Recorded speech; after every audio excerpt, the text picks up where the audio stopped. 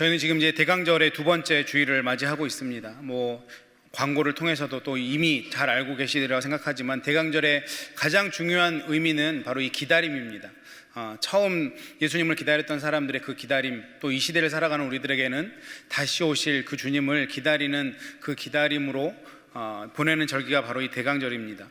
이 대강절을 보내면 보낼수록 참 귀한 절기다라는 생각이 개인적으로 듭니다. 왜냐하면 우리가 크리스찬으로 어떤 삶을 살아가야 되는지, 또 무엇을 목적으로 살아가야 되는지 이 대강절을 통해서 배울 수 있기 때문입니다. 그런데 이 대강절을 마주하는 시기가 연말이기 때문에 세상적인 문화에 휩쓸려서 그냥 들뜬 마음으로 무심코 넘어갈 때가 참 많이 있는 것 같습니다. 우리는 이미 상업주의와 또 감상주의와 쾌락주의에 젖어버린 그 본질을 잃어가고 있는 성탄절을 우리는 마주하고 있습니다. 1년 중에 가장 교통사고가 많이 나는 시즌이 바로 이 성탄절기라고 하고요. 또 1년 중에 절도, 강도 등 범죄가 가장 많이 일어나는 시기도 바로 이 성탄절기라고 합니다. 심지어 1년 중에 사생아가 가장 많이 생기는 절기도 바로 이 크리스마스 절기라고 합니다. 비단 이런 모습들은 우리 믿는 사람들이라고 또 예외는 아닌 것 같습니다. 솔직히 우리의 모습을 바라볼 때 이 크리스마스가 다가오면 우리 마음속에 먼저 드는 생각은 무엇입니까? 비즈니스 하시는 성도님들은 이번 성탄절에는 좀 더 비즈니스가 잘 돼야 될 텐데, 이번 대목에 뭔가 그래도 큰 수익이 있어야 될 텐데, 이런 생각을 하기도 하고요. 또 이번 성탄 시즌에는 누구를 만나서 누구와 함께 시간을 보내야 되나, 어떤 약속을 하고 누구랑 식사를 한번 해야 되나, 이런 생각이 우리의 머릿속에 자리 잡고 있는 것도 사실입니다. 물론 이런 생각이 잘못된 생각이라는 것은 아닙니다. 제가 말씀드리는 것은 우리의 우선순위에 대해서 말씀을 드리는 것입니다. 이쯤 되고 보면 종교개혁자였던 마틴 루터가 주기도문을 보고 최대의 순교자라고 얘기를 했는데, 왜냐하면 우리가 아무 생각 없이 아무 의미 없이 주기도문을 그저 외우는 것이 잘못된 것을 그렇게 빗대어 표현했습니다. 그런데 21세기를 살아가는 우리들에게는 이 주기도문뿐만 아니라 이 성탄의 계절이 어찌 보면 최대의 순교자가 아닌가라는 생각을 해보게 됩니다. 우리가 이처럼 믿는 사람들로서 어떻게 성탄절을 준비하고 또 보내야 하는가, 이것이 목회자인 저에게는 큰 고민 중에 하나입니다. 예수 그리스도께서 이 땅에 오시는 이 날이 큰 기쁨의 날이 아니라 그냥 전 세계적인 하나의 문화로 그냥 들뜬 채 지나가 버리는 그런 날로 우리가 보내서는 안 된다는 것이죠. 어떻게 하면 우리가 예수 그리스도를 정말 우리의 구주로, 또 그분을 진정한 주인공으로 기다리며 모실 수 있을까? 이것이 우리 믿는 사람들에게는 당연히 고민이 돼야 될 것입니다. 그런 의미에서 오늘 말씀을 함께 나누면서 2000년 전에 이 땅에 오셨던 아기 예수께서 그 아기 예수를 영접했던 몇 안 됐던 사람들 중에 하나였던 이 목자들의 모습을 통해서 우리가 이 성탄절을 어떻게 맞이하고 보내야 되는지 함께 배우고 나눠보기를 원합니다. 오늘 본문의 배경은 이렇습니다. 저희가 본문이 길어서 다 읽진 않았지만 2장 초반에 보면 이 당시 로마의 황제였던 아구스도가 칙령을 내립니다. 명을 내려서 온 세상 사람들을 다 호적하라, 센서스를 하는 거죠. 인구 조사를 하는 겁니다. 그래서 각 고향에서 떨어져 나왔던 사람들이 다 자기 고향으로 가게 되었는데, 그 중에 요셉이라 하는 사람도 그 일행 가운데 있었던 것입니다. 이 당시에 왜 센서스를 하냐면 당연히 세금 징수와 또 군대를 위한 징집 목적으로 나라를 더 부강하게 하기 위해서 이것을 다 인구 조사를 하게 되었는데, 이 황제의 명령에 따라서 한운 수 없이 요셉도 원래 유다 지파였기 때문에 자기의 고향인 베들레헴으로 가야 되는 것입니다. 예수님 탄생은 영원하신 하나님께서 역사 속에 개입하신 것이죠. 미가 선지자는 예수님이 오시기 전 700년 전에 무려 이것을 예언했습니다. 베들레헴아 에브라다야, 너는 비록 유다 중에 작을지라도 이 너 안에서 이스라엘을 다스릴 자가 태어날 것이다. 하나님은 700년이라는 시간을 두고 이 말씀을 이제 이루어가고 계신 것입니다.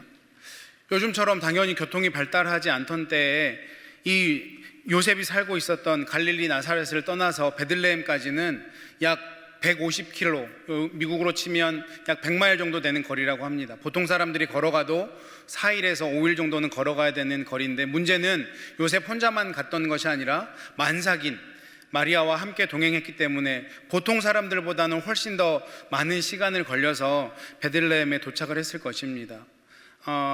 만삭이면 얼마나 힘들겠습니까? 이리 누워도 힘들고 저리 누워도 힘들고 거동하는 것조차도 불편하고 힘들 텐데, 저도 그 만삭의 배를 가지고 거의 20년 넘게 살아왔기 때문에 이 고통을 너무나 잘 압니다.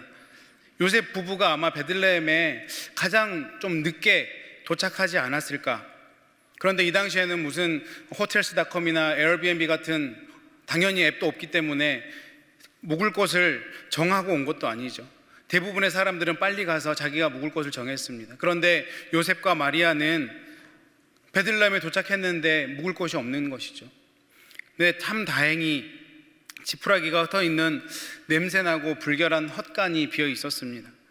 그리고 그곳에 묵게 되고 마리아는 그날 밤에 그곳에서 아이를 낳았습니다. 만왕의 왕, 만주의 주가 되시는 예수님이 이 땅에 오실 때는 보통 사람도 있기를 꺼리는 아주 누추한 곳에서 나셨다라는 사실을 우리 너무나 잘 알고 있습니다. 죄악에 빠진 인간을 구원하기 위해서 하나님의 특권과 영광을 버리시고 구유에 누우실 정도로 자신을 낮추시면서 겸손의 본을 보여주셨습니다. 이 아기 예수가 이 땅 가운데 이렇게 오셨는데, 이 아기 예수를 맞이했던 사람들, 여러 사람이 있지만 그 중에서 목자에 우리가 오늘은 주목해 보기를 원합니다. 요셉과 마리아가 베들레헴까지 가는 험난한 여정을 가고 있을 때 하나님께서는 한편으로 그 아기 예수를 맞이할 사람들을 택하시고 준비하셨는데, 바로 이 목자들도, 오늘 성경에 나왔던 목자들도 그들 중에 한 부류였습니다. 그런데 이 목자들이 어떤 사람인지 우리가 먼저 주목해 보기를 원합니다. 여러 가지 설교를 통해서 들으셨겠지만 당연히 이 목자들은 그 당시에 주목받던 사람들이 아닙니다. 사실 사회적으로 어찌 보면 소외되던 사람들입니다. 멸시받던 사람들입니다. 늘 양들 곁에 있으니 그들 가운데는 좋은 냄새가 날리 만무합니다. 목자들은 유명한 사람, 부유한 사람, 존경받는 사람, 또 종교인들도 아니었지만 하나님께서 은혜 가운데 그들을 택하셨기 때문에 그들이 중요한 메시지를 전달하는 전달자로 쓰임받게 되었던 것이죠.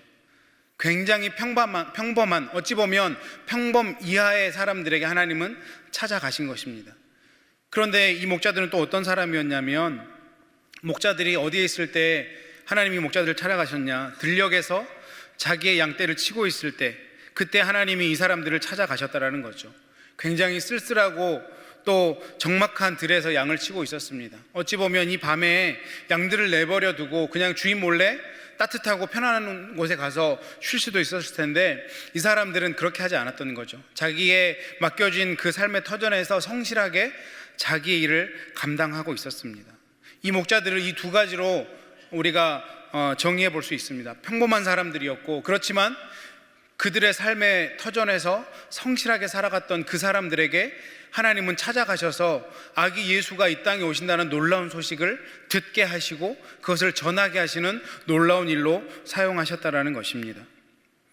예수님의 탄생 스토리와 관련해서 천사가 나타날 때마다 사람들은 무서웠답니다. 목자들도 예외가 아니었습니다. 한밤중에 천사들이 그들 곁에 섰었고 하나님의 영광이 그들에게 비춰졌을 때 목자들은 너무나 놀랐습니다.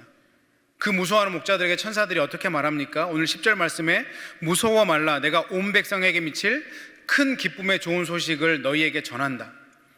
어떤 큰 기쁨의 좋은 소식입니까? 기쁨을 잃은 민족입니다. 희망을 잃은 민족입니다. 소망이 없는 민족입니다.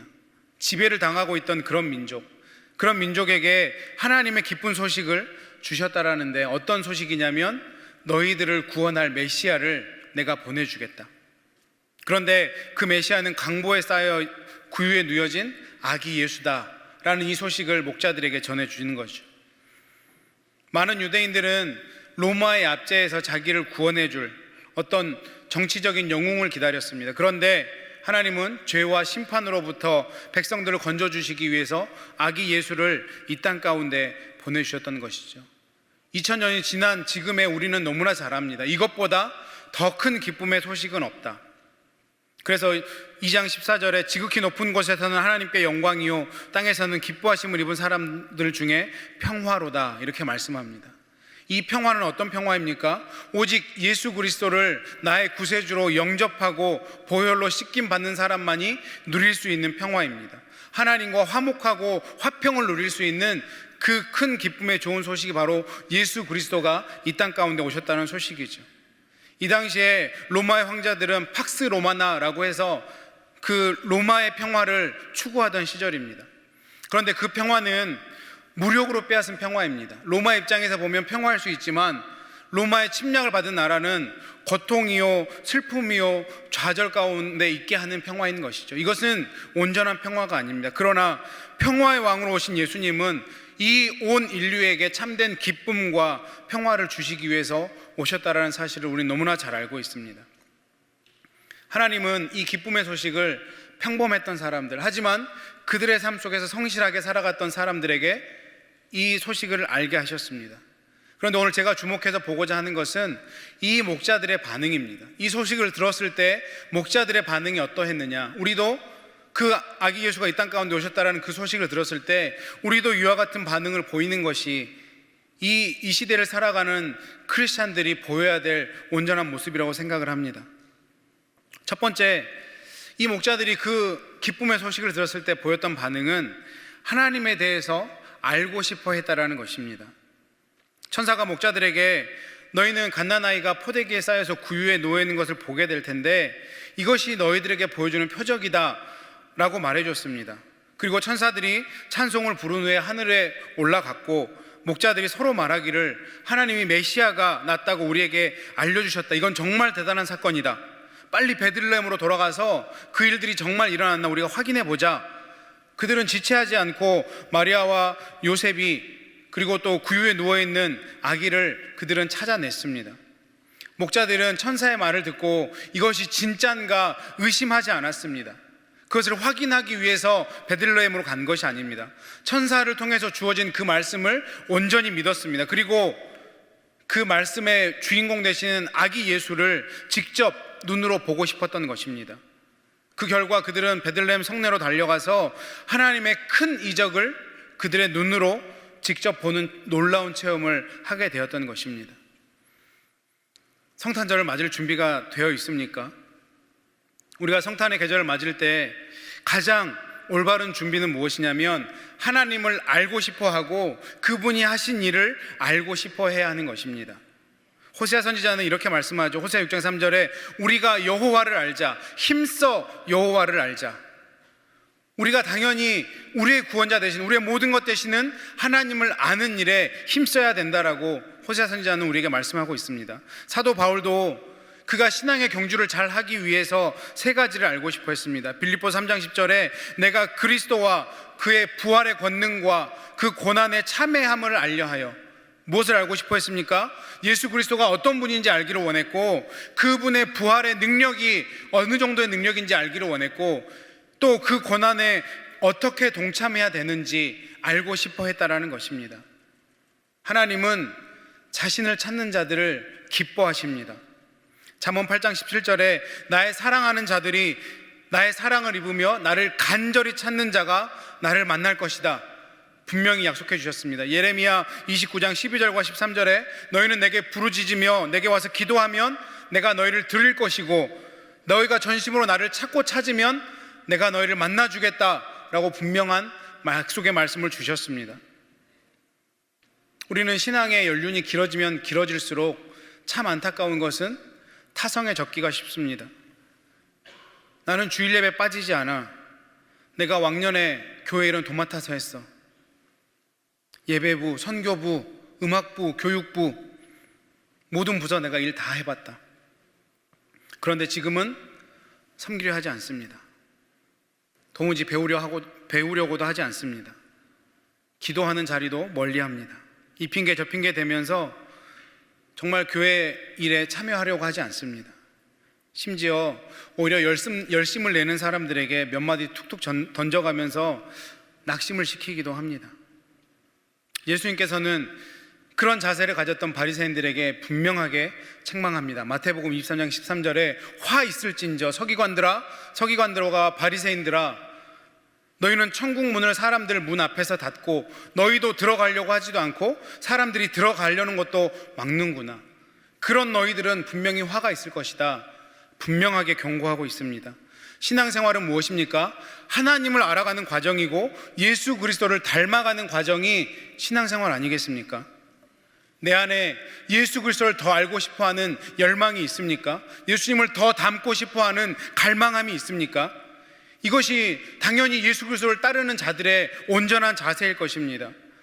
크리스마스 선물과 파티와 모임과 약속보다 우리는 주님을 먼저 찾아야 하는 것입니다.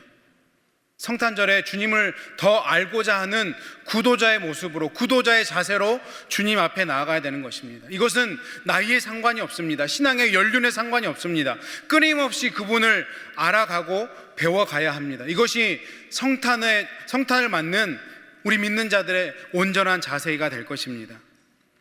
아모스 5장 6절 말씀에 너희는 여호와를 찾으라 그리하면 살리라. 우리가 사는 길은 여호와를 찾고 그분에 대해서 알아가고 그분을 닮아가는 것, 그것이 우리 믿는 자들이 사는 방법인 것입니다.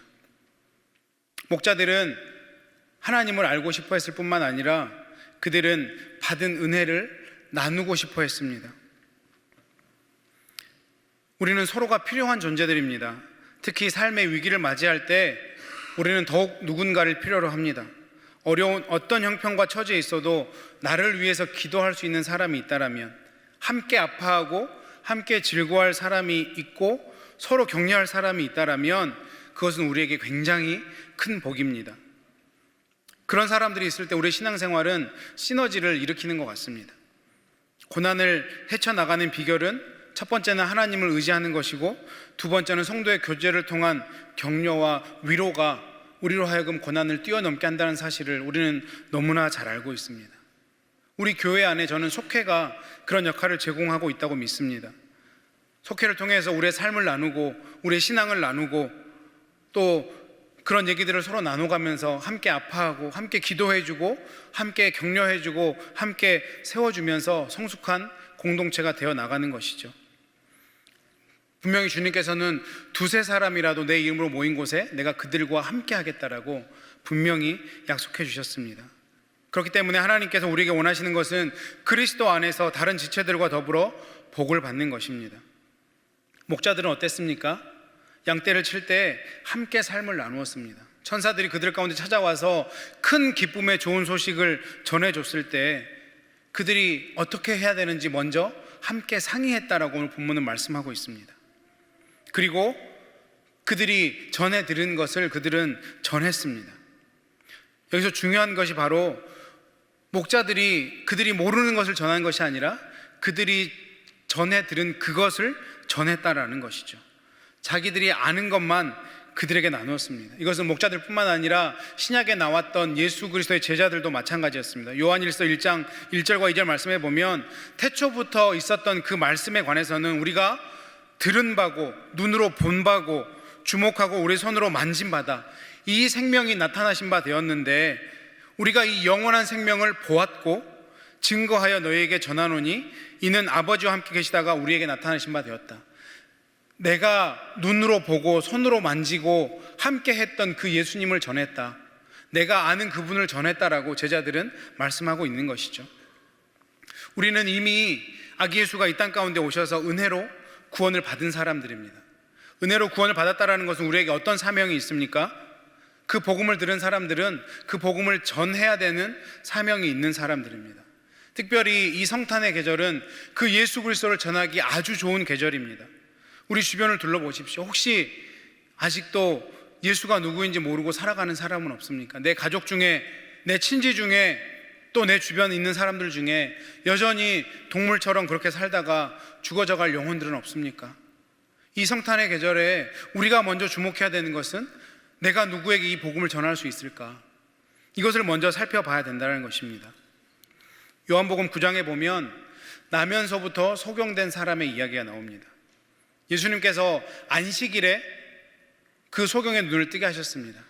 바리새인들이 예수님을 책잡기 시작했죠. 이거는 무조건 죄인이다, 안식일에 일하는 것은 죄다, 그러면서 잘 걸렸다 하고 이 소경의 부모까지 데리고 와서 대질 신문을 합니다.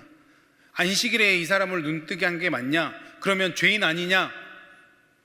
이렇게 몰리는 상황, 목숨이 달려있는 이 상황에서 이 소경이 어떻게 대답합니까? 내가 죄인인지 그가 죄인인지 나는 잘 알지 못합니다. 그런데 내가 한 가지 아는 것은 내가 소경으로 있다가 지금 눈을 뜬 것입니다. 이 말씀을 영어로 보니까 훨씬 더 정확하게 표현을 했던 것 같습니다. One thing I do know, one thing I do know. 그냥 I know가 아니라 do라는 강조를 썼죠. 내가 확실히 하나 아는 것은 무엇이냐면 I was blind but now I see. 내가 분명히 아는 것은 내가 못 보던 사람이었는데 이제는 본다는 것입니다. 이 이야기가 강한 아주 파워풀한 이유가 무엇입니까? 나의 이야기를 하고 있는 것입니다. 내가 예수님을 만난 나의 이야기를 하고 있는 것이죠. 이 소경은 종교적 지식은 없었던 사람입니다. 그런데 한 가지 부인할 수 없는 것은 예수님을 만났고 그 예수님이 내 눈을 뜨게 했다라는 사실입니다. 이것이 바로 예수를 믿음으로 변화된 우리 모두에게 듣기 원하는 그 말이 바로 이 말일 것입니다. 예수님을 만난 나의 이야기가 있습니까? 우리가 복음을 전해야 한다고 하면 8, 90%는 어려워할 것입니다. 저는 말주변이 없습니다. 저는 성경도 잘 모릅니다. 성경 지식으로 예수를 전하는 게 아닙니다. 무엇으로 전해야 됩니까? 내가 만난, 그래서 나를 변화시킨 나의 예수님을 전할 때 훨씬 더 그것이 파워풀하고 그것을 통해서 성령님이 그 가운데 역사하셔서 복음이 전해지게 되는 것이죠. 내가 하는 것이 아닙니다. 성령님이 나를 통해서 하시는 일이기에 우리는 그것을 순종하면 되는 것입니다. 예수님이 내 삶 가운데 찾아오시고 개입하시고 나를 변화시켜 주신 그 나의 이야기를 가지고 복음을 전하는 성탄 계절 되시기 원합니다. 나의 이야기를 전할 기회를 찾아보십시오. 내 주변에 아직도 예수가 그리스도인지를 모르고 살아가는 사람들은 없습니까? 그들에게 예수님은 살아계신다라고 우리는 분명히 말씀해 줘야 됩니다. 이 크리스마스의 계절에 내 삶에 개입하셔서 나를 바꾸시고 내 가정을 변화시키시는 그 예수 그리스도의 일하기를 전하는 저와 여러분이 되셨으면 좋겠습니다. 마지막으로 이 목자들의 모습을 통해서 배우는 마지막 교훈은 하나님이 베푸신 은혜를 표현했을 뿐만 아니라 그 은혜를 전했을 뿐만 아니라 하나님을 높여드리는 영광을 올려드렸다는 것입니다. 20절 말씀을 보시면 목자가 자기들에게 이르던 바와 같이 듣고 본 그 모든 것을 인하여 하나님께 영광을 돌리고 찬송하며 돌아가니라. 누가복음에는 목자들 뿐만 아니라 예수님의 탄생과 연관돼서 이 하나님의 은혜를 경험한 사람들의 많은 찬양의 모습이 나옵니다. 사가랴가 찬송을 부르고요, 엘리사벳이 찬송을 부릅니다. 마리아가 찬송을 부릅니다. 무엇을 얘기합니까? 예수 그리스도의 이 땅에 탄생하신 그 사건이 우리에게 온전한 찬양의 이유가 되고 예배의 이유가 된다는 것입니다. 천사가 전하여 주는 말들이 다 이루어진 것을 깨닫고 이 목자들도 동일하게 하나님을 찬양합니다. 목자들은 그 밤에 양을 돌보면서도 피곤하지도 않고 신세 타령도 하지 않고 계속해서 하나님을 찬양했을 것입니다. 하나님의 은혜를 입은 자가 드리는 가장 귀한 행동이 바로 하나님을 예배하고 하나님을 높여드리는 일일 것입니다. 이것이 우리의 삶의 현장에서도 그대로 나타나야 되는 것입니다. 오늘 제가 우리 성도님들과 나누고 싶은 이야기는 바로 이것입니다. 이 성탄의 계절에 성탄을 지내는 우리가 어떤 모습으로 살아가야 될까? 구도자로, 전도자로, 예배자로 우리가 이 성탄의 계절을 보냈으면 좋겠습니다. 하나님을 더 알고 싶어하고 있는 그 열망으로, 하나님을 전하고 싶어하는 그 열망으로, 하나님을 뜨겁게 예배하고 싶어하는 그 열망으로 우리가 이 시기를 보낸다라면 내 삶을 통해서 하나님은 다시 한번 영광 받으실 것이고 내 삶을 통해서 하나님의 놀라운 이야기가 더 많은 곳에 전해지게 될 것입니다. 이것이 하나님이 우리를 통해서 받고 싶어하는 이 대강절을 보내는 우리들의 모습일 것입니다. 한때 번영했던 로마 제국의 영화는 이제는 기록으로밖에 남아있지 않습니다. 하지만 구유에서 나심으로 시작한 예수님의 역사는 2000년이 지난 지금에는 훨씬 더 왕성하게 일어나고 있습니다. 이것을 믿으십니까? 예수 그리스도의 탄생의 이야기는 살아있는 이야기요, 역사하는 이야기고 우리를 살리는 이야기입니다. 이 이야기를 전하는 일에 저와 여러분이 쓰임받아야 되지 않겠습니까? 정말 바쁜 시기를 우리는 보내게 될 것입니다. 내년도 계획해야 되고 올해도 잘 마무리하셔야 됩니다. 하지만 우리 삶의 이 바쁜 시기에 더 중요한 것은 무엇이냐면 예수 그리스도가 나를 위해 이 땅 가운데 육신의 몸을 입고 오셨다라는 사실이고, 그것이 우리 삶 가운데는 가장 큰 기쁨의 소식이 된다는 것입니다. 그 기쁨의 소식은 당연히 전해야 되는 것입니다. 우리가 이 대강절을 보내면서 하나님을 더 알아가고 하나님을 더 전하고 하나님을 더 예배하는 저와 여러분 되시기를 주님의 이름으로 축원합니다. 기도하겠습니다.